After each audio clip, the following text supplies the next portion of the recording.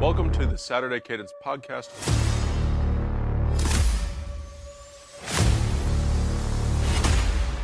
I'm Blake Biscardi, and remember, the Saturday Cadence podcast is the heartbeat of college football. The college football playoff quarterfinals are behind us with some surprising upset results.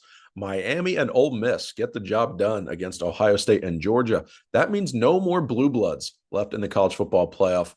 Welcome into Saturday Cadence, the heartbeat of college football. My name is Blake Biscardi. I am your host, Grant Kincaid, alongside today. We're going to recap these games from the quarterfinals and then peek ahead into the semis and see what we have left remaining on the college football playoff bracket.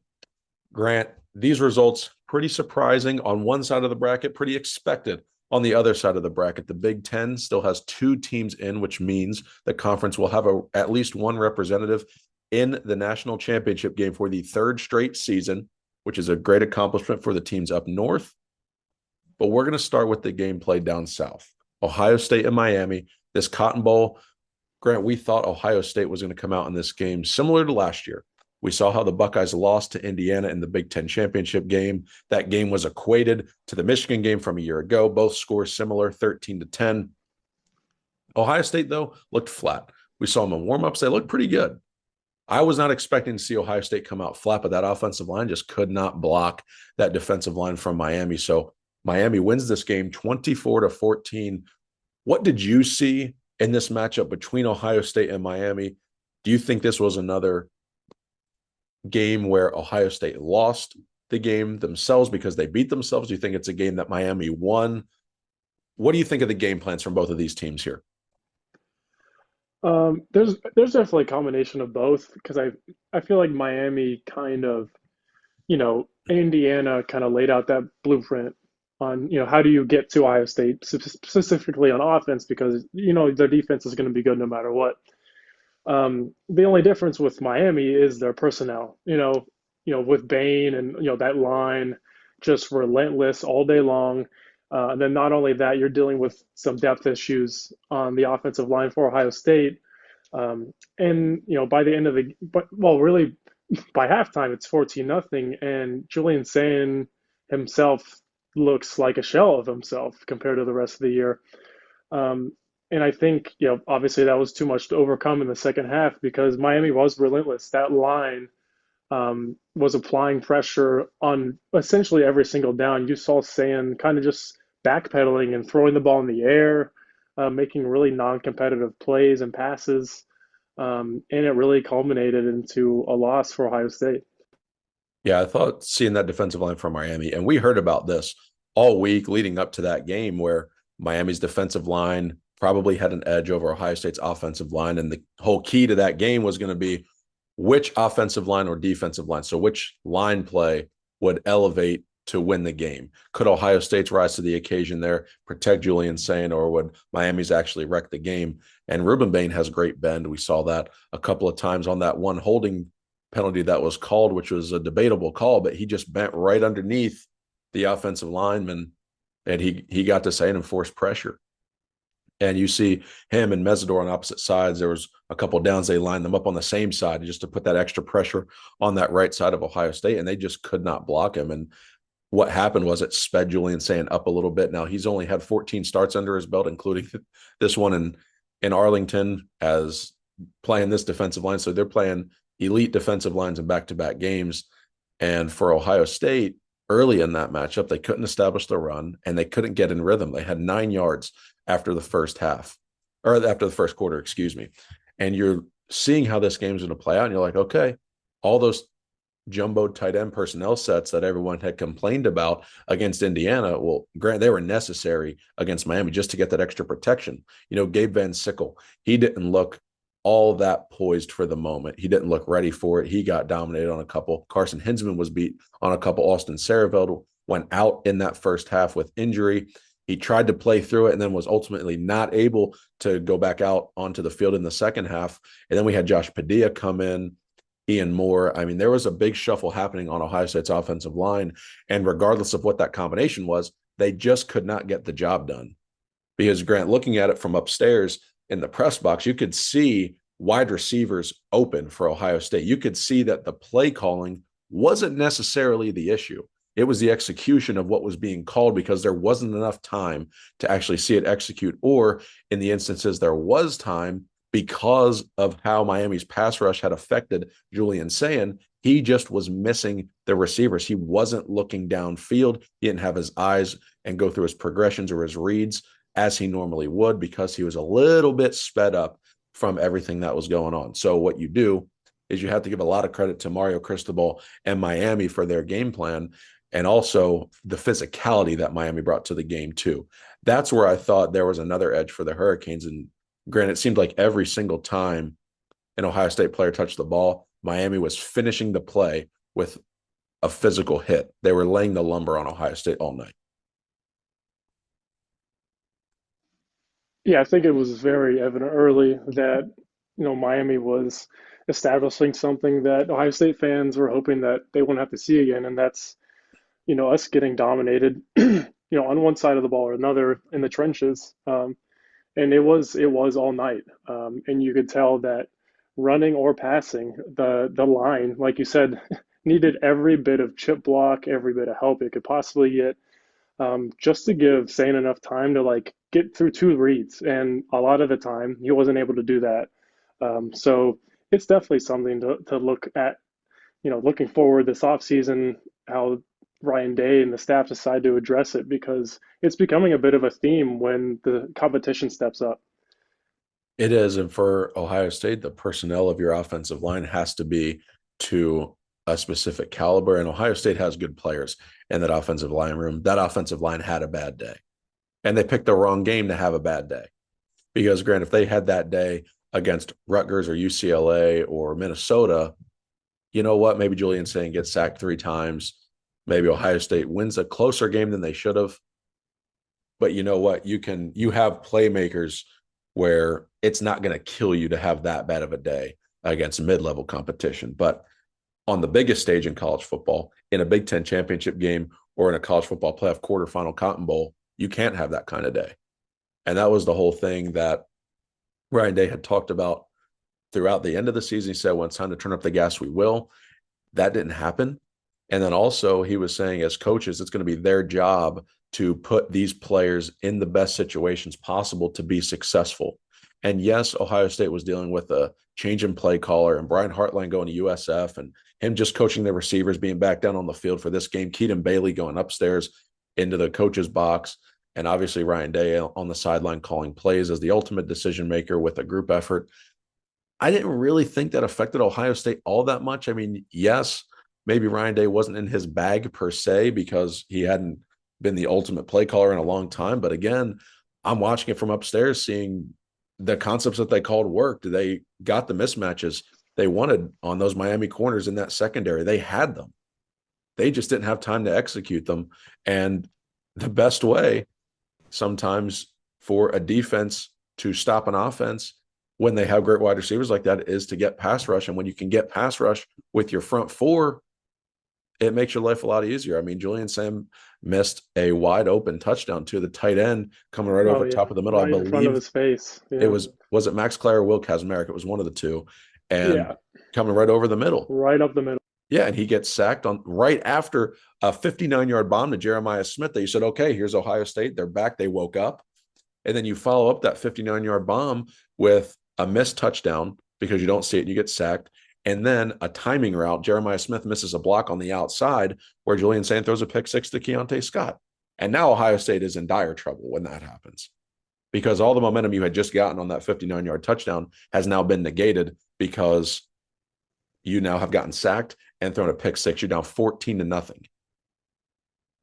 And two, for Ohio State, sometimes we have said this, and Grant, on what your thoughts is, Ohio State will get into these situations where they do something and they telegraph what they're going to do. I get that there's specific run formations and specific pass formations and sets, but when you're bringing in 13, 14 personnel, sometimes you're telegraphing what you're going to do. When you have a bunch set to the outside and you motion a tight end out there to now have four, you know a screen is coming out there just from watching film. That play from Keontae Scott was risk reward to go ahead and just jump it. And he knew that from film study. I saw from the press box. You're looking at it, he said, "It's here comes a pick because this is going to be a timing route. If that block is not there, this is going to get picked off. And you could see it in real time. And sure enough, Jeremiah Smith had too much of the outside leverage on Keontae Scott. He slides right by him, and boom, he's going the other way for 72 yards. So it was tough for the Ohio State offense all night long. They could not establish the run game at all. They finished with 45 rush yards, and that's with the sack yards of Julian Sand being added into there. There was 42, so they rushed for 87 total, which again is not acceptable. But you have to give credit to Miami, and now Miami's going to get to play Ole Miss in the semifinal. Grant, what direction do you think Ohio State needs to go when it comes to the offense? When it comes to hiring an offensive coordinator, do you want a guy that's maybe the caliber of a Brian Dable with the NFL experience? Where do you think Ohio State needs to go from here? And then also, we'll talk about special teams here right after that.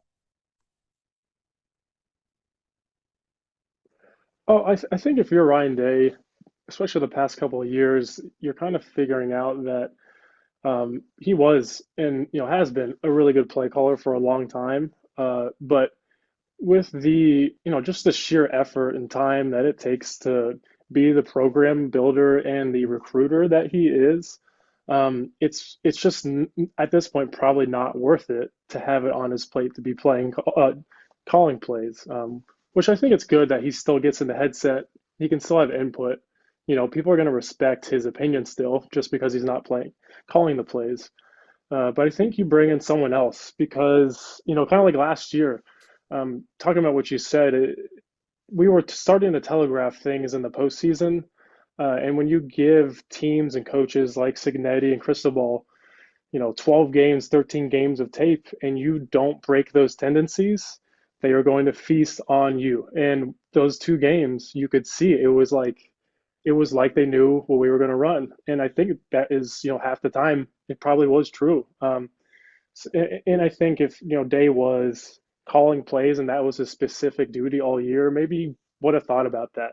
But he was kind of thrown into the role. And I think at the end of the day, it probably wasn't the best, time for him to be doing that. And which is why I think you bring in someone outside and get a kind of a fresh point of view. Yeah, and again, with Day calling plays, I mean, I still have faith in Ryan Day. It's not like Ohio State loses this game. I'm like, oh, Ryan Day should be fired. He absolutely not should be fired. He should be the head coach of Ohio State for as long as he wants to be the head Oh, coach yeah, of Ohio just State. too much. Yeah.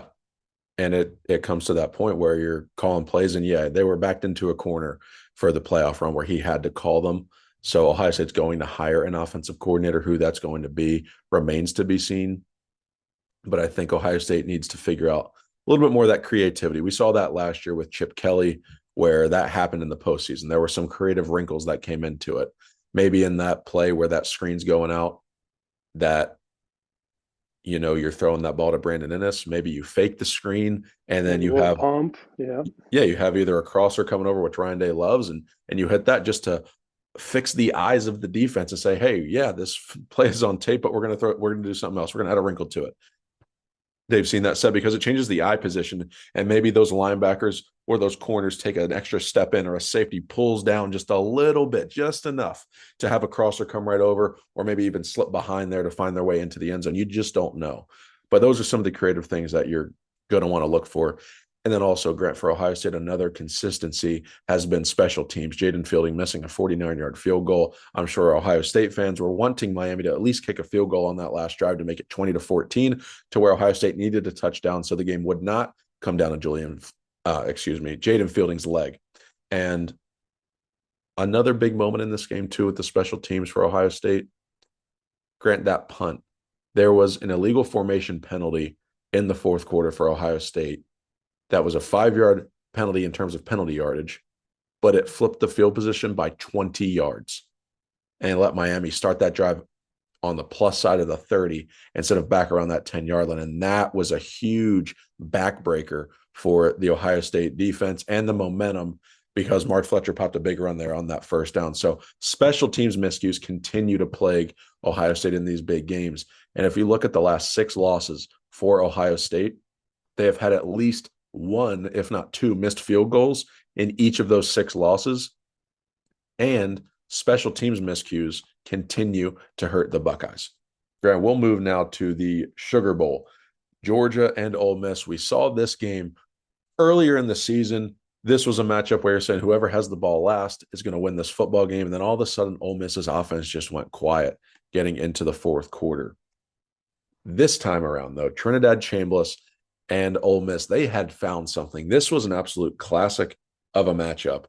And Ole Miss is going to win the game 39-34. They're now moving on without Lane Kiffin. I think that's one of the cool storylines of this whole playoff deal. Lane Kiffin, we have talked about this from before, was put in a really difficult position just because of the college football calendar. He had to leave and make that decision. His team is still there. And Pete Golding, what a job that he's done, how much credit he and these players and that coaching staff deserve for being able now to win 2 playoff games. Now they get to go to a semifinal Fiesta Bowl. Grant, the type of job that Pete Golding and Ole Miss have done right now for these players, what's your reaction to that?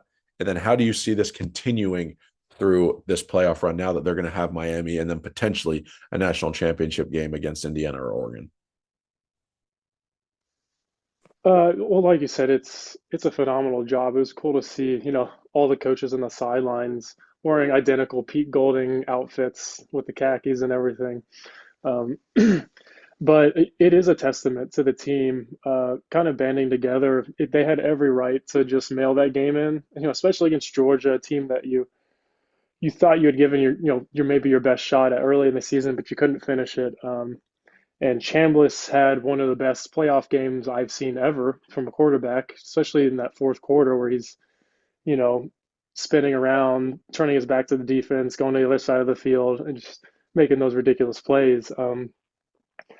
If I'm Miami, I'm definitely paying attention to that. Just how much this Ole Miss team can go off script, maybe tough for a Miami defense to kind of hone in on.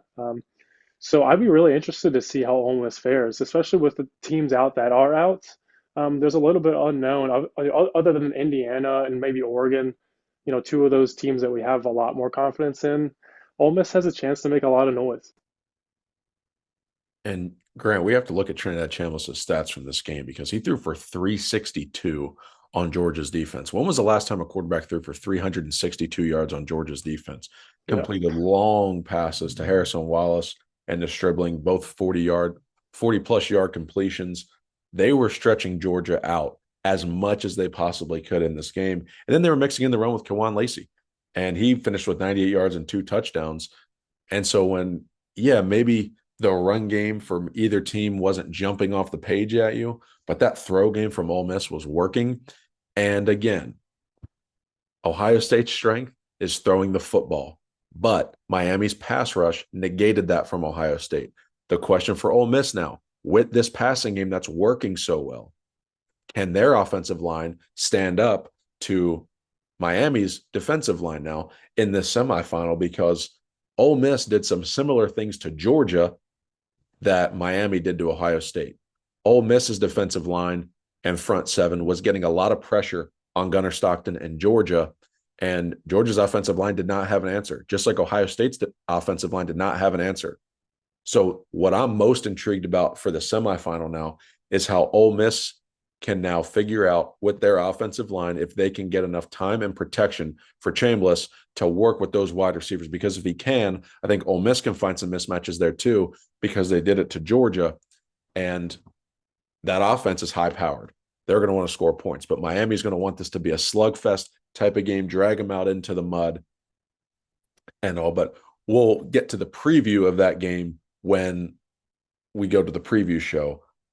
But for Georgia, Grant, this is the big thing here. They have not won a playoff game now in 3 years. Is that any cause of concern to you with Kirby Smart in that program? What has changed so much, either about Georgia or about college football as a whole, in the last 3 seasons where Georgia has been unable to win a game in the college football playoff? I think it's almost entirely college football. And I say that because you know the guy we're talking about, Trinidad Chambliss, maybe that doesn't even happen if we are in this landscape of college football. And he ended up being a guy that had Georgia's defense on their heads. And really just all of college football, you're seeing it with, Miami and Ohio State. The the gap between all teams, especially in the power conferences, it's going to start closing a lot. And we see close games and upsets a lot more often now because of it. Especially when if you're Georgia and you're playing a conference opponent and you know that, all of a sudden pound for pound they have athletes that can do things on your defense and your offense. It becomes a whole different game, especially, they already played Ole Miss early in the season. It's the old adage, it's hard to beat a team twice, but it really is, especially a team that knows you that well. So I think it is a lot of just the landscape of college football, evening this line out and giving us a lot of these stories like Indiana. Grant too, and we'll actually use that as a transition here in a second about beating a team twice because we do have another rematch happening in the other semifinal. But for Georgia, this whole NIL era, this transfer portal, I think that's really hurt Georgia the most because it takes away some of that depth. And yeah, players are getting paid now, and we know how all of this has worked. And everyone's on the same level playing field now. But for Kirby Smart, the issue for Georgia this year was the backside of their defense for most of the year. How does Georgia fix that? You have to, the word I keep coming back to in college football throughout this whole season, especially looking at a story like Indiana and what they've been able to do now, beating Ohio State, winning the Big Ten, beating Alabama in the Rose Bowl by 35 points. It's recalibration. Recalibrate is the word that keeps coming back to me when I look across the landscape and the sport. Because, Grant, if you told yourself in 2023, at the beginning of the year on January 1st, that Indiana in 2025 would be 12-0 in the regular season, win their 13th game in the Big Ten championship over Ohio State, go to the Rose Bowl as the number one seed, and then beat Alabama by 35 points. What would you tell yourself? If you told yourself at the beginning of 2023, Georgia's not going to win a playoff game for the next 3 years, what would you think? Those are just some of those aspects of this game right now where you're like, you know what? What would I tell myself? This isn't the same game. It's so much easier for these programs to elevate and also to decelerate. You look at a program like Georgia was dominating the sport in 2021 and 2022, and they have come back down to earth, and that's okay. You look at a team like Indiana.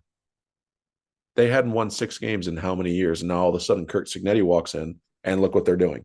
They have a chance to be 16-0 national champions with a Heisman-winning quarterback. Indiana in Yeah, football. playoffs in their first year Right, too. right. Coming off that, yeah. Exactly. You have to recalibrate your mind because, and that's what we were all waiting to see. Last year, when Indiana came into the horseshoe to play Ohio State, those two teams did not belong on the same field. It was very clear. But now, the whole question all year for Indiana was say, they were like, who's going to be this year's Indiana? Indiana is still this year's Indiana because Indiana has elevated. And then you saw them go to Eugene, Oregon, win that game by double digits. And you're like, you know what? Maybe Indiana's legit. And then the season keeps going. And you're like, okay, maybe a team can strike light, they can catch lightning in a bottle. It happens. It's a one-off. Now you get to the Big Ten championship game. That defense was legit against Ohio State. And Mendoza, as a veteran, made the necessary plays to win that game. And you're like, okay, Indiana is for real. So you're going to tell me a program like Indiana has now beaten Oregon in Eugene, Ohio State in the Big Ten championship, and Alabama by 35 points in the Rose Bowl all in one season with still 2 to play. Tell yourself that from 2 years ago. That's Yeah. how phenomenal of a job Kurt Signetti has done. But also, it speaks to how quickly you can change a program with this modern era. So I think that is one of the most fascinating storylines of all of college football right now is how we have to recalibrate our minds to see what these programs are, what they can be, and not what they used to be historically, because it can flip on a dime when you get the right people in place. And, spinning that transition right over here now to that Rose Bowl, what stuck out to you, Grant? Indiana, handled Alabama. The Tide couldn't do anything. You lose the game 38-3. What stood out to you from that performance from Indiana in Pasadena? I mean, just watching an Indiana football team dominate Alabama in the trenches on both sides of the ball.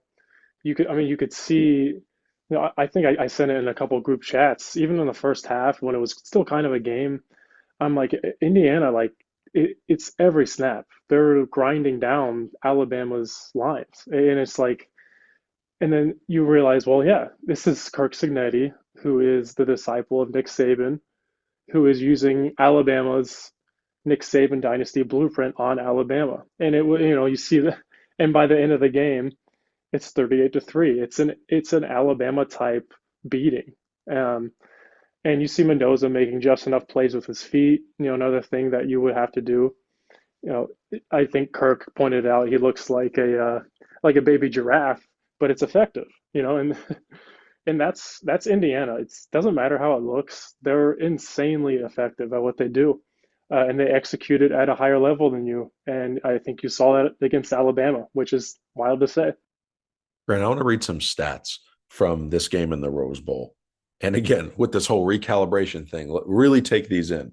Alabama was 3 of 11 on third down. They completed 5.2 yards per pass. That's it. They averaged 1.4 yards per carry. They had 193 total yards of offense against Indiana. And Indiana, on the other hand, they were 9 of 14 on third down, 407 total yards. They averaged 12 yards of completion and 4.3 yards of carry. Both teams had one penalty. Think about that one. So you could see the level of domination that showed up on the stat sheet and on the field of play. It wasn't one of those games where, hey, yeah, you know what, we got dominated on the scoreboard, but that really wasn't indicative of the game, or the opposite of that, where the scoreboard wasn't indicative of the stat sheet.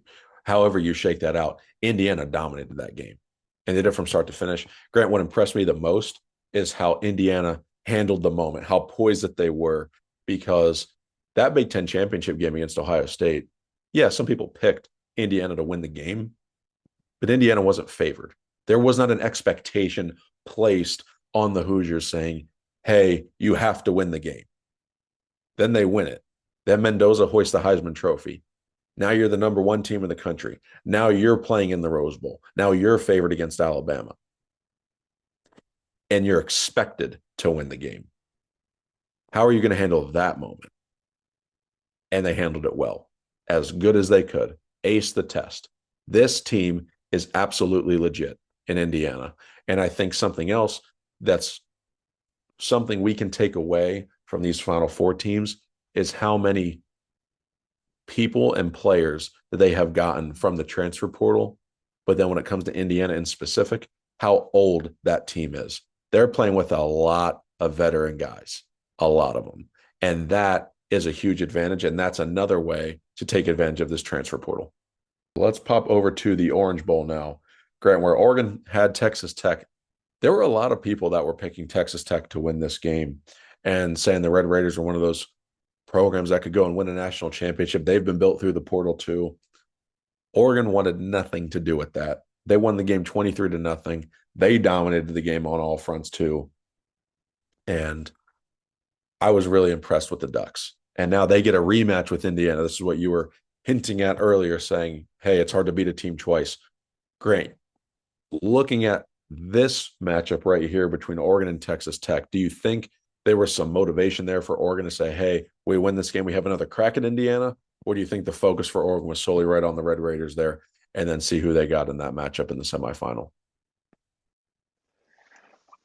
Oh, I think Oregon definitely reversed their fortune from last year and definitely were focused on Texas Tech, particularly that defense. It was suffocating. Texas Tech is a really good football team, obviously built mostly through the portal. They have Rodriguez and they're normal guys, they're regular guys, but that was a really good football team, and to see Oregon totally and completely suffocate them. And then obviously they have they're one of very few teams in the country that have a top 10 defense and offense. So you kind of seen the balance at Oregon come at a perfect time. And they're playing at a championship level, kind of flying under the radar a little bit because of this Indiana story. Um, so yeah, I definitely think they were focused on Tech, and I'm very excited to see how this Indiana game shapes out. Two incredible coaches. It is, and both of those two coaches are Nick Saban disciples here in Dan Lanning and Kurt Signetti. They talked about it in their press conference together, where Kurt Signetti said he learned more in 1 year with Nick Saban than in his 27 years as an assistant. And then Dan Lanning said, I actually went and took a pay cut to go there as a GA. And he was asked why. And he said, I'm going to go get a doctorate in football. And that speaks to the respect that they have for Nick Saban, but also understanding how they're running their programs. That's where Kurt Signetti and Dan Lanning both learned how to run a program efficiently and effectively. And they're both doing that right now. I think that's very clear that they're two of the top coaches that are in the sport. And now they're going to get to have a rematch against each other. And again, not to spoil all the previews for the next show, but there's going to be a lot of storylines between these two teams. They're familiar programs now. There is a result previously that's going to play into this factor. And if you are Indiana, Grant, this will be how we close this episode and just bring it into the next week.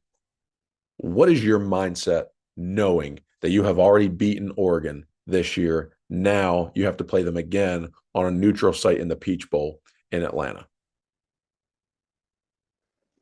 It's not ideal. It's probably a little bit another indictment kind of on the playoff system, but obviously it could happen either way. And um, you are thinking, we did this, in Oregon, a place that's incredibly hard to win no matter what. But, finding out who Oregon is since that game, they're a very good football team and they're a championship contending team. So I think if you're Indiana, you have to get a lot of confidence just looking back at that game, knowing what you're capable of against this team. And Oregon has, a much improved defense even since then.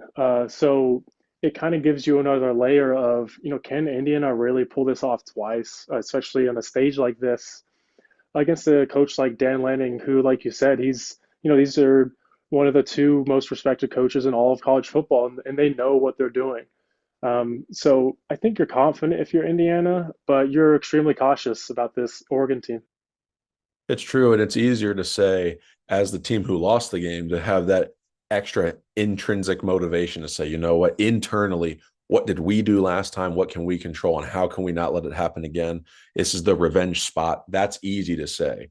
But for the team that won it before, who is trying to have the season that they're having, that's where you're going to really see the mettle of this team. And Grant, if there's a team and a program right now in college football that can handle it, I think it's Indiana because of Kurt Signetti and also because of the age and the wisdom that they have in that locker room, because they're trotting out the 21 and 22 and 23-year-old guys, where some of these programs like Ohio State and Georgia and Oregon and Alabama, their rosters are a little bit younger because of the NFL turnover that they have. Ohio State lost 14 starters last year to the NFL, or 14 players. And look what Ohio State was able to do. But then they got hit in the mouth late in the season and they didn't have an answer at the offensive line. But Indiana's been able to pass every test so far, handle every moment. And while Oregon may not be the toughest opponent they've seen all year, this is their toughest test, even outside of a national championship game, because they've already beaten the Ducks. And there's that factor of, yes, it's hard to beat a team twice. Oregon's coming out for revenge, but they've seen each other. They know the film. They know each other. They know the tendencies. It's going to be a chess match in Atlanta. So I'm very excited to see that matchup and how the Hoosiers again handle that moment and see if they can move on to Miami for the championship game. But lots to go through in that quarterfinal matchup episode. There's still plenty more to go in the preview episode for the semifinals as we continue moving through the college football bracket. Again, we have boots on the ground in Dallas for the Cotton Bowl. It was a great experience to be there. And now we're going to see how the semis shake out and what national championship matchup we're going to get. So we're going to have that preview show for you early next week. We appreciate you listening to today's show and tuning in. Make sure that you're staying tuned on the socials at T Silver Bulletin, at Saturday Cadence, and to the website, tsilverbulletin.com. Guys, again, appreciate you listening, and we will see you on the preview show. God bless.